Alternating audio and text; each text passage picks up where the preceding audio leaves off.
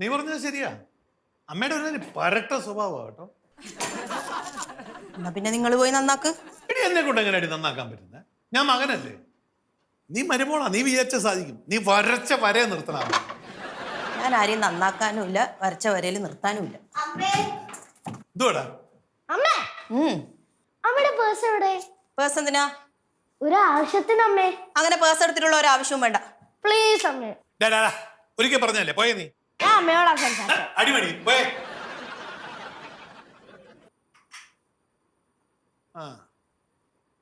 അതെ എടി, വഴക്കിട്ടപ്പം നിന്നോട് അമ്മ പറഞ്ഞത് നീ മറന്നുപോയാ?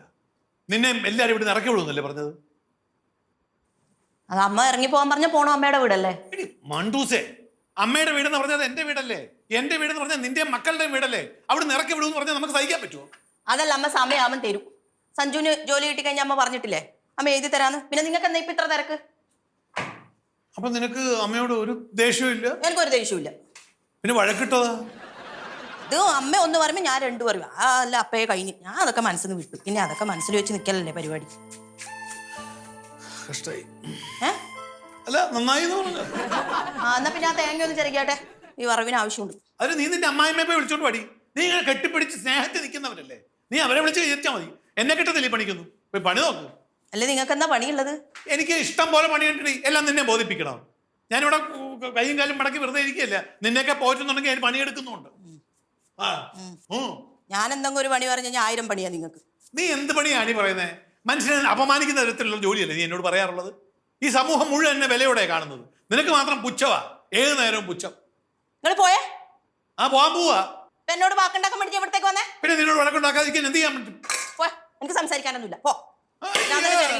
അങ്ങനെ തലേ കയറി ഇരിക്കാൻ നോക്കണ്ട. അതിനൊന്നും അംഗീകരിച്ചില്ല. ഞാൻ ആളുമല്ല. പറഞ്ഞ മനസ്സിലായില്ലേ? നീ അങ്ങനെ അത്ര വലിയ ആളൊന്നും കളിക്കണ്ടേ കേട്ടാ. എനിക്കറിയാം എങ്ങനെയാ ജീവിക്കേണ്ടതെന്നൊക്കെ. മര്യാദയ്ക്ക് എന്നാ നിനക്ക് കൊള്ളാം.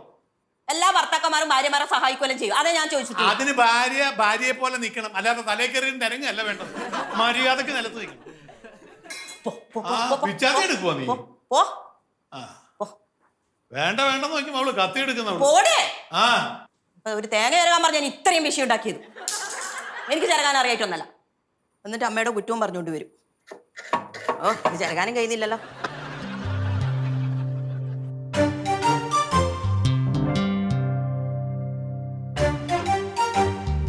അമ്മേ, നമ്മുടെ പുഷ്പ തീരെ ശരിയല്ല കേട്ടോ. ഇല്ലെങ്കിൽ അവൾ ഇങ്ങനെയൊക്കെ പറയുവോ?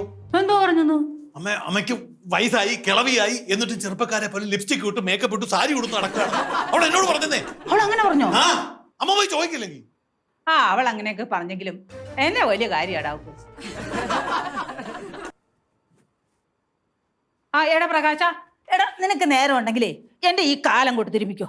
ഇടുവാ മരുമോളോട് പോയി പറ. അവന്റെ ബമ്പർ നോത്തിക്കാണെങ്കിൽ അവനിപ്പോ തിരുമ്മി കൊടുക്കുമല്ലോ.